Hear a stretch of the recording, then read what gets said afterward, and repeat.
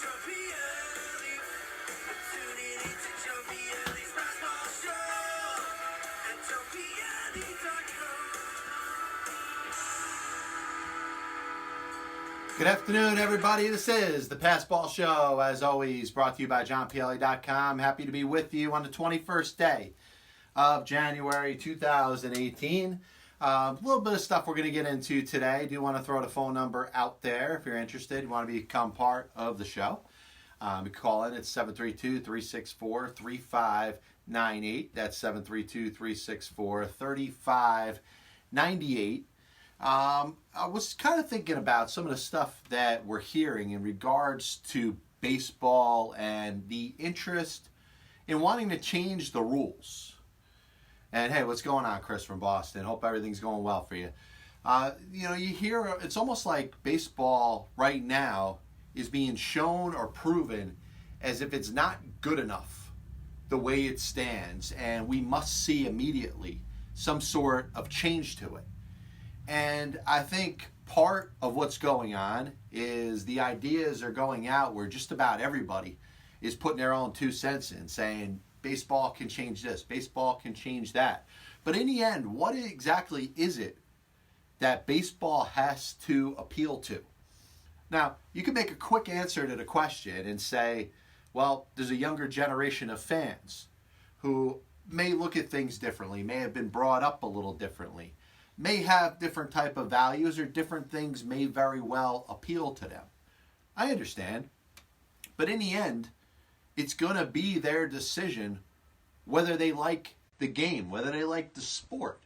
And that's going to be the determining factor in whether these quote-unquote millennials are going to follow the game. Now, we've looked at baseball as it's changed from years upon years, and those who have followed the Passball Show for a while know that I like to talk about history, know that I like to talk about the fact that baseball is over 150 years old and showed in so many different ways different approaches, and in fact, in many different cases, was a completely different game. And the game itself, as it's changed, has been something that people, the fans, the people that are in it, the people that are involved in it, the people that love the game, have had to adapt to. So now, the roles are kind of reversed. It's not, this is the game the way it's set up. All right, you could enjoy it, you could watch it, you could be part of it if it appeals to you. Now it's like baseball feels like they're taking a proactive approach, trying to convince people that may not be interested in a game anyway to become fans. And I have a hard time understanding that. Because if you look at any other sort of entertainment that exists there, whether it's a different sport, whether it's television, whether it's movies, whether it's music, comedy, those people are going to have, as their biggest fans, the people that love exactly what it is. And they're not going to go away. If somebody is a fan of comedy and going to see a comedian or watching a movie that's funny, that person is going to come regardless. You don't have to worry about them going away. And you know what? If somebody's watching a classic movie, like, I always throw Naked Gun in there, I could watch that, any one of the 3 movies anytime, no matter what it is I'm doing. I could watch the movie with my iPhone, or, be doing something on my iPhone, or texting, or maybe playing a game if I wanted to. But baseball seems to be perturbed by this. They seem to be upset. They seem to feel that this generation of baseball fans that exist right now, and whether they're fair weather, whether they're good fans, whether they love the game, whether they support the game, whether they are paying money to watch the game, that they are kind of fading away. And because of that, baseball has got to do something to pull these people back in and make them care again. I mean, my gut reaction is to say, if you're probably going to lose them to other sorts of entertainment or other sorts of things anyway, then I'm probably not going to be that upset when they decide to go do something else, when they decide to go follow something else, if they are not going to the stadium, or if they're at the stadium and their attention span isn't as good as it's supposed to be. Because these are all things that, unfortunately, Major League Baseball seems to care a lot about. And what baseball has not done over the last couple of years, it seems to be taken away from the people that are going to come anyway. And they may say, hey, these fans, the people that come in there watching baseball, regardless, are going to watch the game no matter what's going on, no matter what the backdrop is. And unfortunately, there is no real push or interest in wanting to make sure the people that are following the game regardless, the diehards, the people that are going to show up on opening day, the ones that are going to buy their season ticket plans regardless, they're going to buy their partial season ticket plans regardless. The games that they're not going to, they're going to watch on TV. What exactly is Major League Baseball doing for them? They seem to be pretty interested in wanting to grab that fair weather fan in. The fair weather fan in the first place is probably a revolving sports fan, may like baseball a little bit, may go to a couple games a year, may follow a couple games on TV, and may, for their favorite team, may keep track on the MLB at-bat app. But somehow baseball feels like they could drag these people and bring them back to the stadium, have them watching on TV more. But we've already established that the modern day baseball fan, the quote-unquote millennial, doesn't have the attention span. It doesn't have the attention span to follow the game at the rate of fans that have been following the game for 20 years or more. So changing the game of baseball is not going to do anything to reel these fans in. And I do want to throw this out there. I mean, if you are a millennial, and, attention span is an issue for you, is it more because of the technology that's out there? I think so. So it's not like that technology is going to go away. You have the ability to multitask. You have the ability to accomplish a lot of different things. You have the ability to entertain yourself in multiple different ways, more ways than ever at one time. So I'm not going to blame a generation for that. They've been given, in some cases, this advantage of having, technology right at their doorstep or in their hand. So Major League Baseball is trying the best it can to grab the attention span of a fan that I don't think there is a way you could grab that fan's attention. And what has become the king of utter ridiculousness is this potential idea that was thrown out today. And I hope, for the sanctity of the game and of all professional sports, this idea was brought out there just to have somebody talk about it. Maybe somebody got a hold of Rich Eisen and brought this up to him and said, hey, I'm a source from Major League Baseball, and maybe Rich Eisen knew him. But the utter embarrassment that even exists in a possibility of taking your three best players in the ninth inning and batting them in any order that you want if your team's trailing. First of all, I don't see any way possible that this could be made to work. I mean, sure, if that team ends up scoring a couple runs at the top of the ninth inning and that home team that was winning comes up in the bottom of the ninth, they get to do the same thing. What exactly is that doing to bring fair weather fans out of their shell, per se? Does anybody that thought about that idea, whether it's a baseball executive, whether it was brought up at some sort of meeting where it was actually taken seriously, did that person really take that idea and relate it to the possibility that more people are going to follow the game? The whole thought that if the New England Patriots are trailing by 5 points with 2 minutes left, the ball is in the hands of their best player, Tom Brady. The Golden State Warriors are down by 2 points with 25 seconds left. The ball is in the hands of Steph Curry. I understand that, but we're also talking about completely different sports.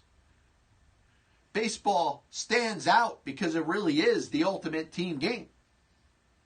Now, football has, 22 players if you count, the offense and defensive players, plus the special teams players, plus the reserves that come in and out of the game. So you're looking at a roster of, 40-plus players. Maybe as many as 53 could get in a game on any given Sunday. But nobody's looking at football and saying, hey, ratings have been down. 2017 going into, the 2018 Super Bowl. Ratings were not what they've been over the last several years. So let's talk about changing the rules to the game to appeal to the people that aren't following the game anymore. I think if we bring the issue up as it applies to sports as a whole, we are dealing with more technology, and more technology allows anybody, not just millennials, not just, my children per se. Everybody has the same resources. So we're talking about 40 to 50 to 60-year-old men and women that may have gone to baseball games or, enjoy going to football games or basketball games or hockey games. They're thinking about what they can accomplish while they're at the game. Yes, they may have a beer in their hand and they're watching the action, in their right eye. But they also have their mobile device sitting there on their lap. And maybe texting, maybe playing a game, maybe checking Facebook, maybe checking emails, maybe making their plans for the next night. Rather than try to change the rules to cater to people that are probably not going to come back in waves if you change these rules, does not make any sense. And we heard about a month or so ago this, just as ridiculous possibility of, if a game is tied in the 11th inning, start with runner at second or runners at second and third before the game starts. We could speed up the game by having a pitch clock or a hitting clock. Why do the rules of a sport need to be changed with the hope that could exist that fans will all of a sudden come back in massive amounts of turnout? I think some of it has to do with dealing with the times. I think a lot more can be done for the in-park experience, which, by the way, you look at every single stadium, particularly Major League Baseball stadiums that have been built within the last 5, 10, 15 years. They are stressing the fan experience. They're doing everything they possibly can to keep you from paying attention to the action that's going on the field. All these different clubs that are set up, all these different regions of the stadium. They basically want you to be everywhere but in your seat watching the game. So I think it's a little bit hypocritical, per se. One side's telling you, yeah, we got to draw fans in, so let's change the rules to the game. And then the other side is telling you, well, when you're at the game, we want to make sure everybody there is happy, has as many possibilities to do all these types of different things. But what are they doing? They're dragging you away from the action while the game is going on. So one side wants to change the rules to the game so you pay attention. And then the other side has done everything they can to take you away from the game and not allow for you to be able to pay attention. Think about going to a baseball game with kids now. The amount of amenities that are available in most of your newly built ballparks do everything they can to take you away from your seat. There's all types of concession stands. Every type of food you can imagine is available. There's all these different clubs that you could go and sit. You got Wi-Fi. If it's not in the stadium, it exists within these clubs. So one side is telling you, basically, by your modern day baseball experience, we're going to cater to the fan that isn't going to have enough of an attention span to follow the game as it's played. Yet now, on the other side, baseball has said, what do we got to do to get more people in the seat and paying attention? So now, Are you going to dare throw out the possibility of taking some of these amenities out of the stadium? Because what are you going to hear now? I'm paying enough money, quote unquote, for my ticket, for my family ticket. I'm bringing my average family of 4 to the game. And the ticket itself is a lot of money. I got to feed my family on prices that are, way above market value. Souvenirs cost a lot of money. And now everything that has been added to these new stadiums to give me more possibility to do more things, God forbid they get taken away. Major League Baseball has got to answer a question. What exactly is their motive right now? Because if they cared so much about the fan paying most attention to the game, like they did in 1947, when that was the only thing going on, the action on the baseball field, they wouldn't have allowed for all this overproduction that goes on in these stadiums. I mean, everybody that has a kid that goes, let's say, to Citi Field, for example, the kid's going to want to hit a couple T-balls off the tee and, past center field. And the whole place in the back of center field's got a screen of the game going on. You can't see any remnants of the field if you're back there. And it's like you're watching the whole game on a big jumbotron. Tell me those that were designing Citi Field wanted to make sure that every fan that was there was focused on the action, looking at the field as it's going on live. And I can't blame them for that. I look at that as more of an issue of ignorance. You want to make people come to your stadium and say, wow, the experience was great. We could do so many different things. Because of that, they lost the possibility of the fan going into the game and just being able to watch the game. But now, Major League Baseball, just like Robin Hood, coming in there, Paul Revere with his white hat, is brainstorming all these, bright ideas. And trust me, I use the word bright in a very patronizing way. To do what? I mean, that's my biggest question. What is baseball looking to accomplish by allowing a team? And I don't think there is any possible chance of this happening, by the way. If you got sucked into it, and I understand stories come out, we're here to comment on it. Fans, we all have our reactions to everything. But I would prefer you take the time to react at something that was an actual possibility. Because this is never happening. There's no sense to this whatsoever. Baseball allowing teams to juggle their lineup, put their 3 best players up to start an inning. What if the game's tied? What if the game's scoreless? What if the game's a blowout? What if the team's losing 12-2? And may think, all right, well, if it was 2-1, I would have been able to put up my 3 best hitters, but it's 12-2, so I can't. What sense does that make? None. Neither is putting runners at second and third in the 11th inning or later. Where are those runners going to come from? Are they pinch runners coming off your bench? Are they the first 2 guys that were supposed to bat in the inning? If that's the case, they're losing at bats. Giancarlo Stanton's due to lead off for the Yankees in the bottom of the 11th inning, but instead he's got to go to second base to start the inning. He's not going to get his chance to bat. How many power hitters, how many top hitters that have the ability to end the game with one swing to begin with are going to be pissed off? Taking a bat out of Giancarlo Stanton's hands so he could go stand on second base. Maybe the game will end a little quicker. And how about the game as it's evolved into being all about the home run? Chicks dig the long ball. Players are going up there swinging from their heels, trying to hit the ball over the fence every single time. You think that player's going to be happy standing on second base in the top or bottom of the 11th inning? in the end, if he comes around and scores, he might forget about it after a little bit.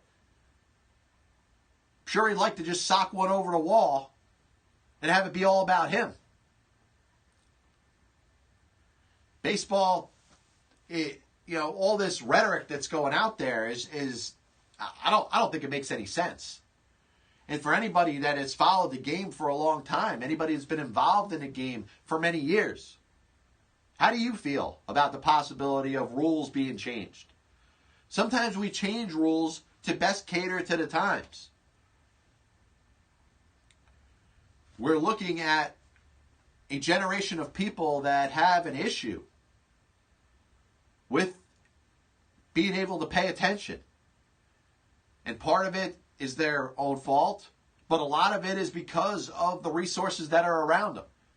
You go to your average new Major League Baseball stadium, and the designs of the stadium do everything they possibly can to keep you in your seat and watch the game and the action that's right there in front of you. So, you're being pulled away to begin with. But now we think if we, make a big deal about mound visits, which I'm going to talk about in a couple minutes, we implement a pitch clock, make a pitcher have to deliver the ball faster, make a batter have to stay in the batter's box, penalize a pitcher for delivering the ball too slow, penalize a batter for stepping out of the box too much. What is the end result? What is the best accomplishment that you could say is going to come out of this? I mean, I don't see, Johnny and, Suzanne saying, you know what? If the game is 6 minutes faster, I'm going to make that trip to wherever my local baseball team is playing at. Usually people go for two reasons. They go just because they love baseball, but also because it's a good family bonding experience. And you can say the same thing about other sports. But those are the two main reasons that people are going. You love the game. You're going to go to X amount of games anyway. There are probably very few changes that are going to happen in baseball that are going to make you want to go to more games. And in fact, if baseball changes too much and sets itself up on a clock like the other sports, you may take some very good fans and make them a little less interested. Maybe that diehard fan that buys their half-season ticket plan cuts down to a 20-game plan because they don't like the thought of the clock being involved in it. The one thing that, as we hit the halfway point here in the Pass Ball Show, once again, this is John Pielli with you. The number, if you want to be involved, 732-364-3598. That's 732-364-3598. Feel free to comment if you want on Periscope or Facebook Live. Also available on demand on YouTube. So, if you do end up watching the show on YouTube as it gets produced later on tonight or tomorrow morning, I do share comments that are made on it at later broadcast. But, you decide you want to say something now, I will feel free to comment to the best of my ability. So we started out by talking about what baseball thinks the purpose is in shortening the game or coming up with dramatic rule changes as they feel it's going to appeal to the modern-day baseball fan, to the quote-unquote millennial. They haven't factored in, number one, that they've set their stadiums up to not cater to the fan that's going to stand there, look ahead, and just watch the action.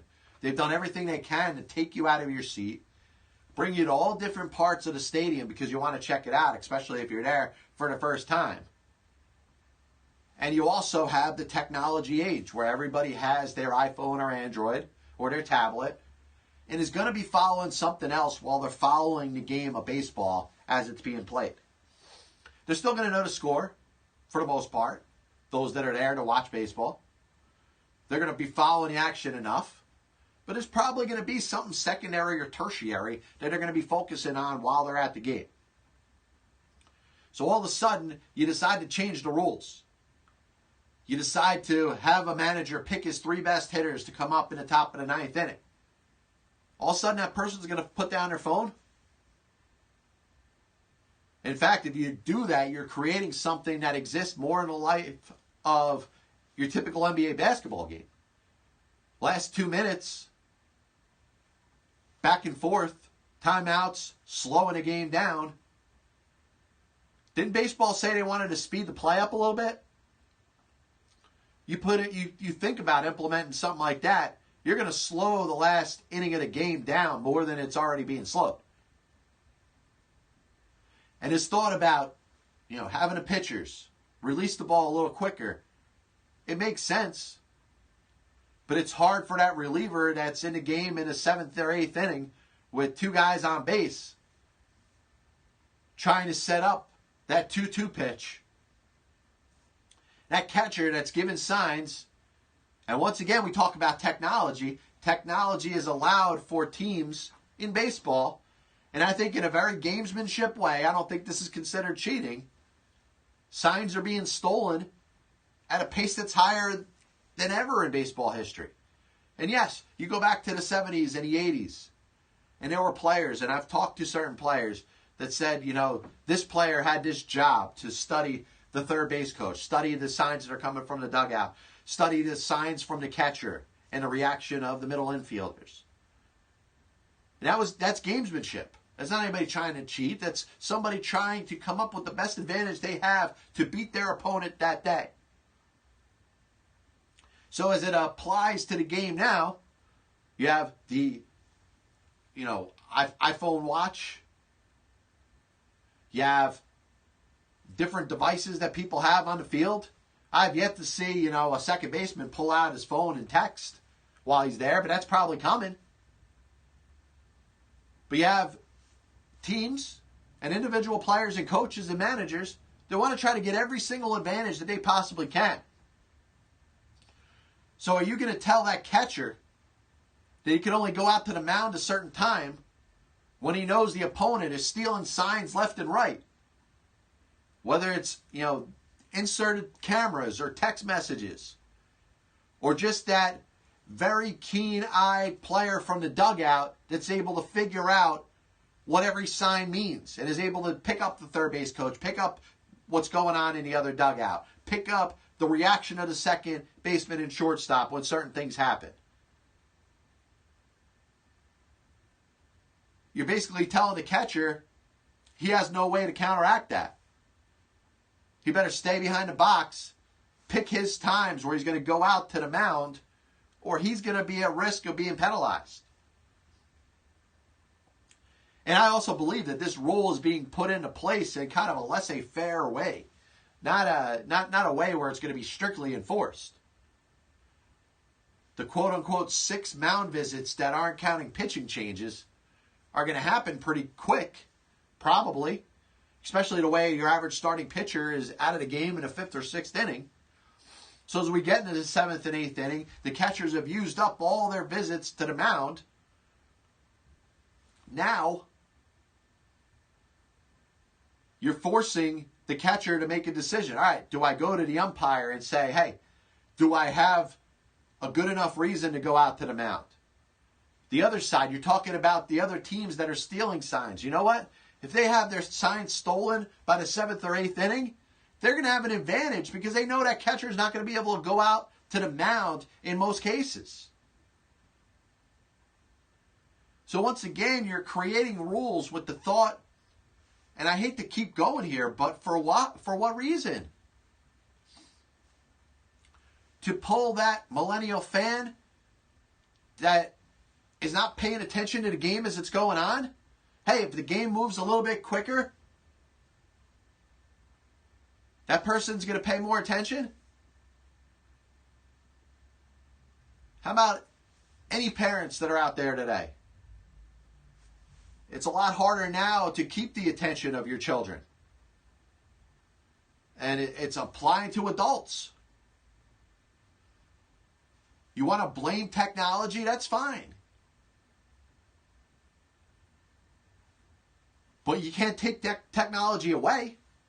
And like I said before, when we were talking about the amenities that exist in a stadium, all the clubs, all the different stands, the things that exist for kids, the museums that are in stadiums, the extravagant gift shops that you get up to go there, you're not going to come back for another 3 innings. You're going to all of a sudden take them away?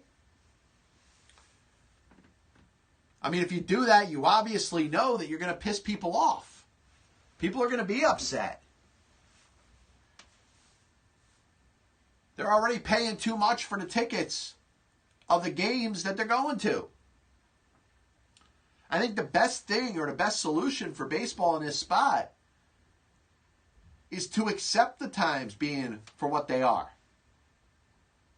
Maybe use different ways of tracking viewers and people that are interested in the game than you were ever using before. I know you look at the attendance, you count the turnstiles, you count the amount of tickets that are sold for the individual game. You're checking viewership on television, on the local broadcast and the national broadcast, radio, whether it's local or national. You have all those numbers acceptable to you. I'm sure MLB.com app, the at-bat app, has the ability to track the amount of people that are tuned in for each game. Whether you're watching the live content or watching through the regular feed that's giving you pitch by pitch. I think it's time to accept, because of technology, the amount of possibilities that the average fan has to follow a game. And you may have to start factoring that in when you're thinking about how many people are tuned into the game. Because there's more people that are tuned into the average baseball game than ever were before. Just not all of them are showing up at the ballpark. Just not all of them are sitting there in their home watching from their television or listening on their AM radio station. Technology has worked to an advantage for most people. I think it's time that Major League Baseball says, all right, let's look at technology, and they have in many cases. They've used it to their advantage every possible way that they can. But now, essentially, you're trying to take one person out of one seat as if we're playing musical chairs. You're taking somebody out of one seat and trying to put them in another seat. What do you talk about in the world of retail? You have too many of the same product. You're not necessarily going to increase sales. You're gonna encourage customers to go from one to the other. Somebody's buying turkey. There's only one kind of turkey. You're going to sell a whole lot of that turkey. But when you have 25 different kinds of turkey, you may sell the same amount of turkey total, but it's going to be divided between the 25 different turkeys that you have. Same thing with baseball. You can watch the game by going there in person. You can watch the game on TV. You can listen to the game on the radio. You can follow the game through your app. You can stream the game through your computer. You can watch the live television feed from your mobile device or the computer. The amount of people that are following your average baseball game, I'm going to make a bet that number has increased. But we're looking at attendance being down, television ratings being down, radio ratings being down. But we're not talking about the increase in the amount of people that are following the game through their mobile devices, through just a regular computer desktop setup or a laptop.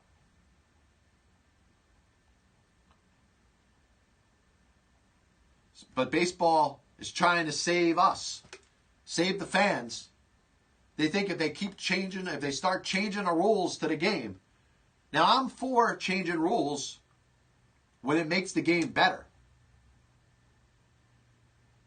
I could have debated the designated hitter in 1973. Probably would not have been a big advocate for it as it was going on. But you could ask, has the designated hitter helped baseball? The answer I'll give you is a resounding yes. You may not be a fan of it. You may not be able to view the game or follow the game without it. But the designated hitter has been very good for baseball.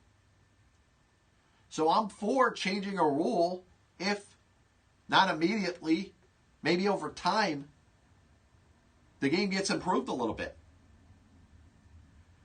But what you're doing with the catchers, and it seems like, Commissioner Manfred has decided that it was going to be too much to go after pitchers and make them speed up. And if you went after the pitchers, you have to go after the batters. So you're going to have to speed them up a little bit. There's some conflict going on in baseball with the Players Association already over free agency, over teams deciding to suck or tank, however you want to refer it. Which, by the way, you got to throw the Tampa Bay Rays into this. They're a team that could care less about playing competitive baseball in 2018. And I feel bad for the Chris Archers and the good players that are on that team, where they've basically been told by management that they could care less about the team competing right now. That's a whole nother topic.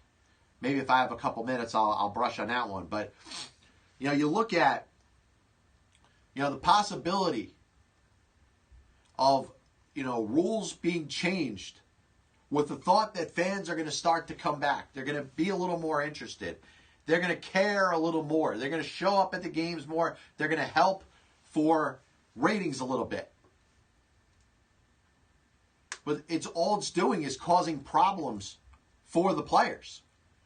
You decide that there's going to be a pitch clock. There's going to be an issue with the pitchers.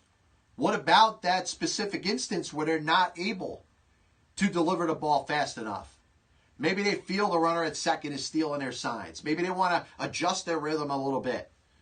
Maybe it's not being done just to slow the game down. It's going to, give them the best chance to win.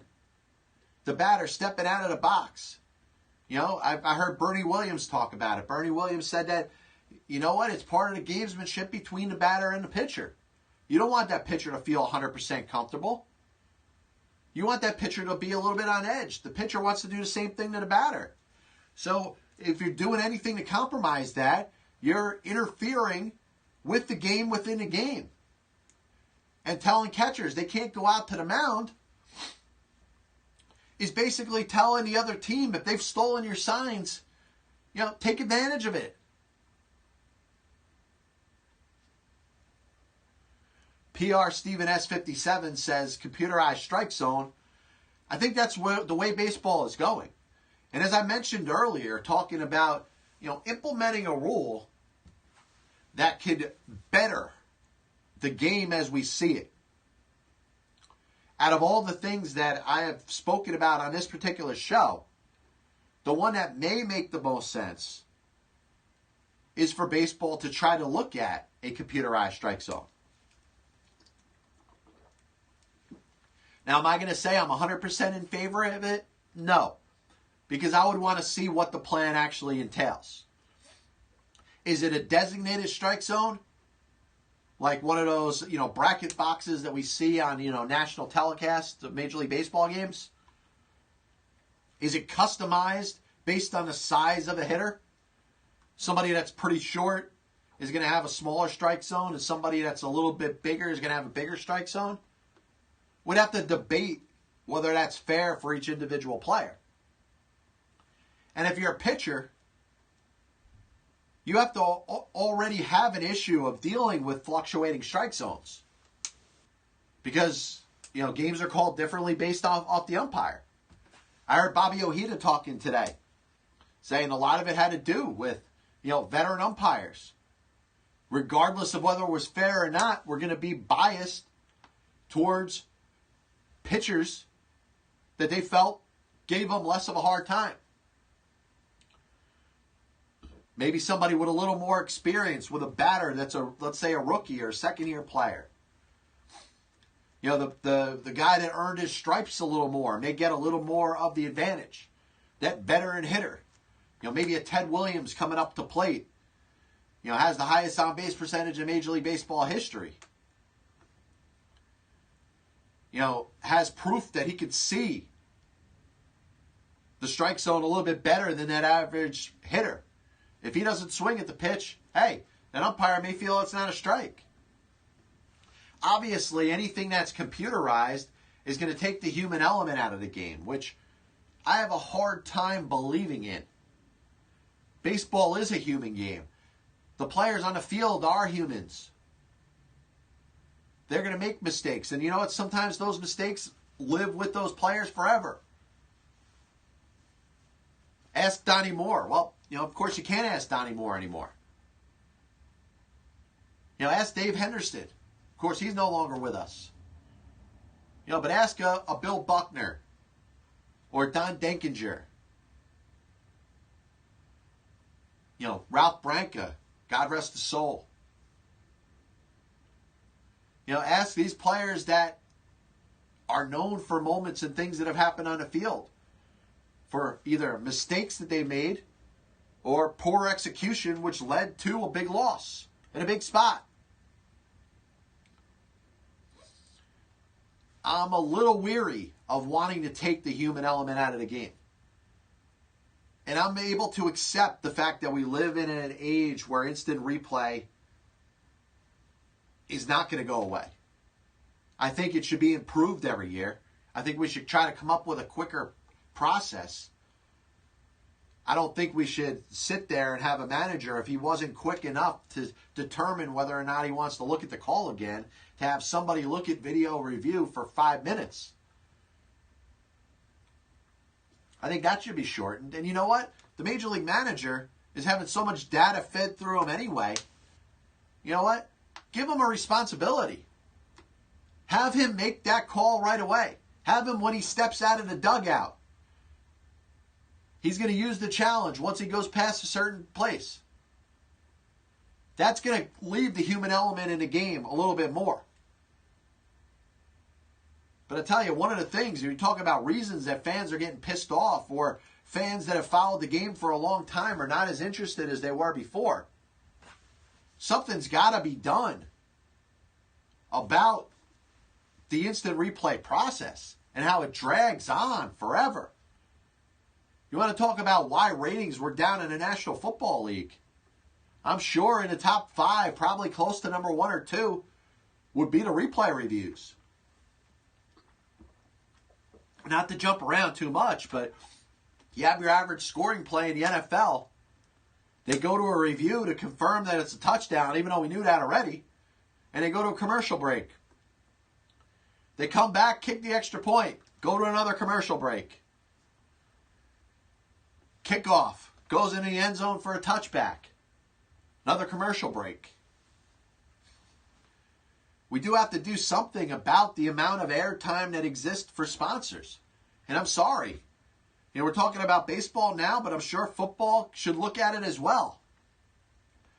Maybe not cut down the amount of sponsors, but cut down on the amount of airtime. Cut down on the amount of breaks in the action. That's all stuff that can be sped up. That isn't going to impact the integrity of the game. And that's what we really have to stand up for. You don't want the game to completely change the way it was played.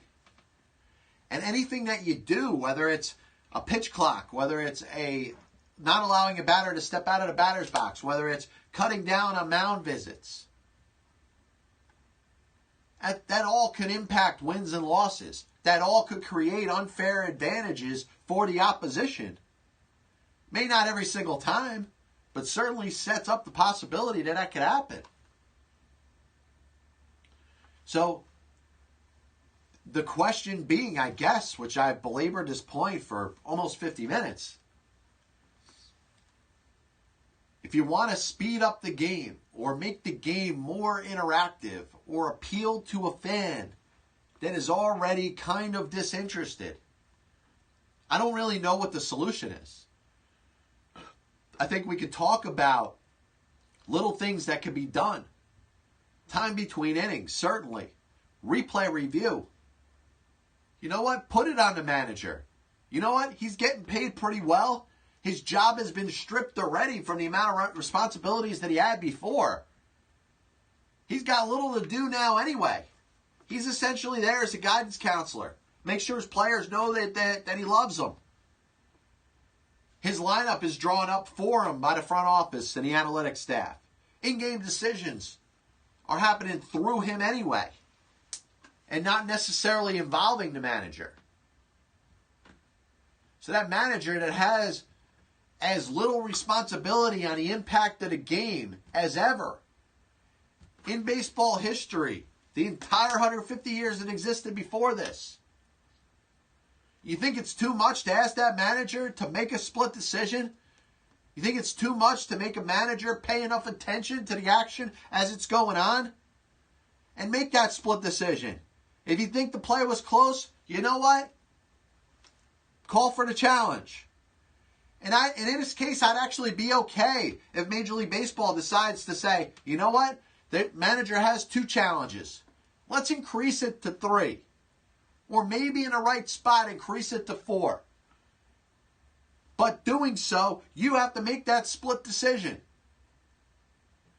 You basically got 5 seconds or 10 seconds to make your decision. And if you don't want to make the decision, fine. Action is going to continue. But if you do make the decision, you know what? This is going to count as one of your challenges, and there's a good chance you might be wrong because you didn't see the action in your slow-mo freeze frame replay. Give the manager something to do now. He's got the easiest job in the world. His job's being done for him. And I said all along, I wondered what, a Billy Martin or a Lou Piniella or Dick Williams or Leo DeRocher, what they would do when they're pretty much told that their job is responsibilities have been stripped from the title of Major League Baseball manager. I think it's a little silly. Do want to thank everybody for tuning into the show today. We'll be back with you tomorrow, 6 to 7 p.m. Eastern. Before we finish up today, did want to mention a big game in college basketball today because this is a story that really has gotten my attention. And I hate to be a jinx because I usually am. Usually when I get back behind a cause, it usually jinxes the team that's involved. So anybody could come at me tomorrow and tell me that I'm the reason that St. John's is going to lose to Marquette tonight. Marquette, obviously, the home team. St. John's on a 5-game winning streak after starting 0-11 in conference play. But I'm behind the cause. I think it's a great story.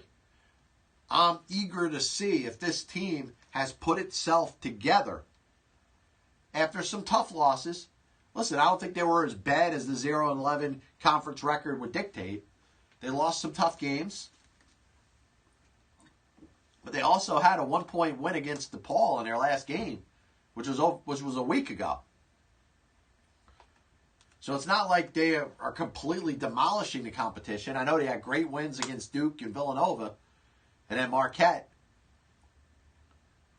But now you look at this team, and I don't know if a possibility really exists that they can make a run towards the NCAAs.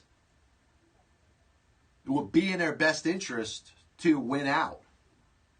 And I believe they have 5 more games to go or 4 more games to go before the start of the Big East tournament. But if they could continue the momentum, obviously they have found themselves, they're playing at a more inspired level than they were before. But according to their coach, Chris Mullen, they seem to have picked up a little bit. They've learned a little bit from some of the losses that they have, which have been pretty tough losses. But I'm behind the cause. I'm going to watch the game tonight, and maybe St. John's wins, maybe they don't. But yeah, that the track record of me saying, hey, it'd be pretty cool if they won, usually works against me. So if St. John's loses tonight, you could probably blame me for that. We'll be back with you tomorrow. I'm going to be joined by longtime MLB writer Tracy Rigglesby, who is in, obviously works for Major League Baseball now. He's the guy that's known with the cowboy hat. Had a chance to meet and speak with him during the baseball winter meetings. He's going to join the program. We're going to get into a lot of stuff in baseball, including free agents. I'm going to talk a little bit about the pace of play initiatives, but also, talking about all these extra rules that we could possibly see, or at least are being talked about in baseball now. And I think anything that could compromise not necessarily the integrity of the game, but potentially impact the results of some games. I think you have to think twice or 3 times or 4 times or maybe even more than that before you consider implementing that. And that's why I'm against the pitch clock. That's why I'm against, forcing a batter to stay in a box. Yes, it should be encouraged.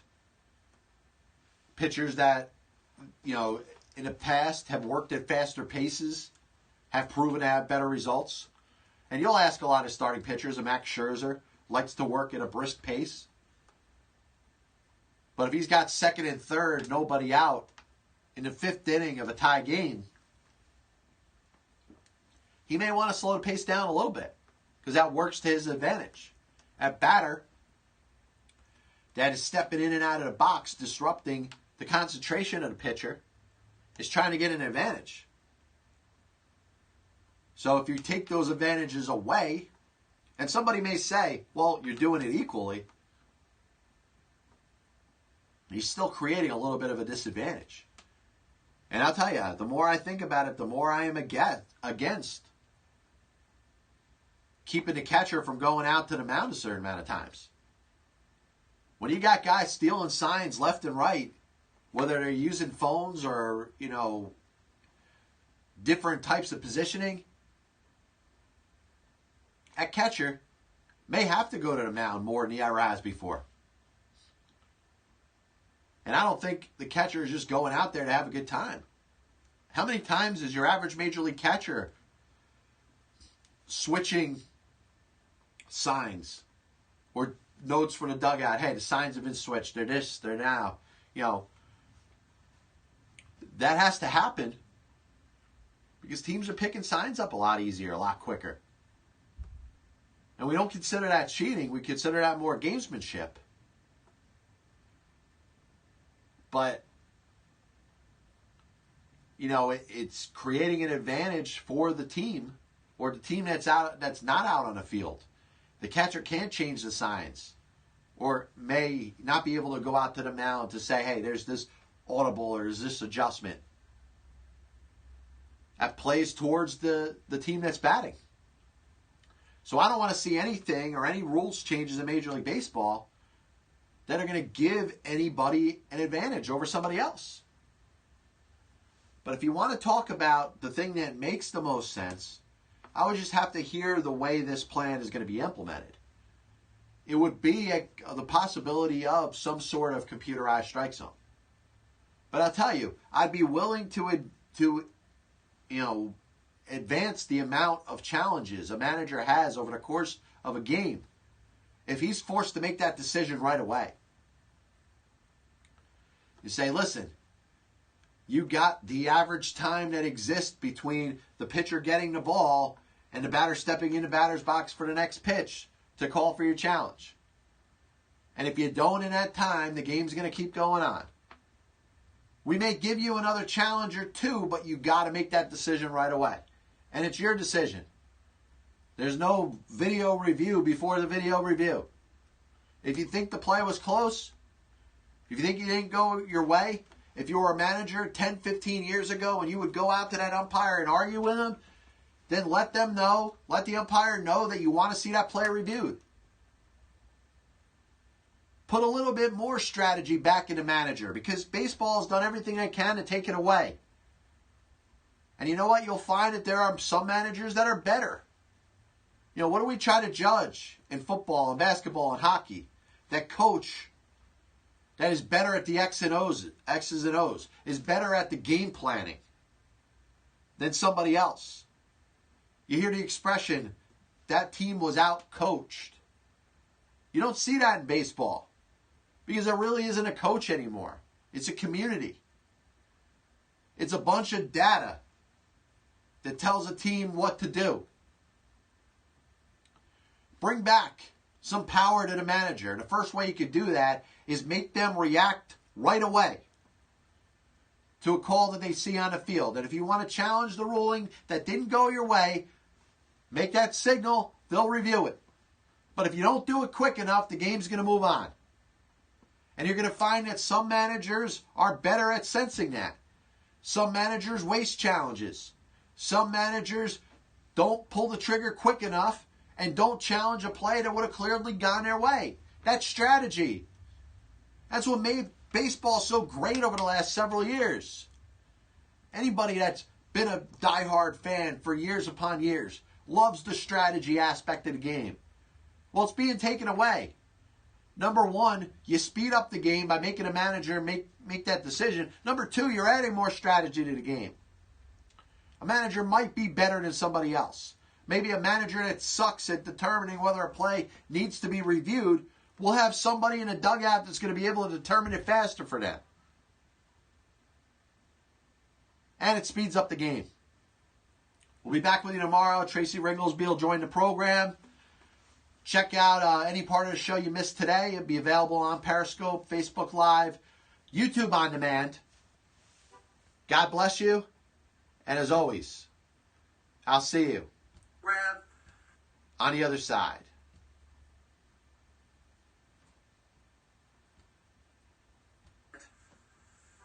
God bless you. And as always, I'll see you on the other side.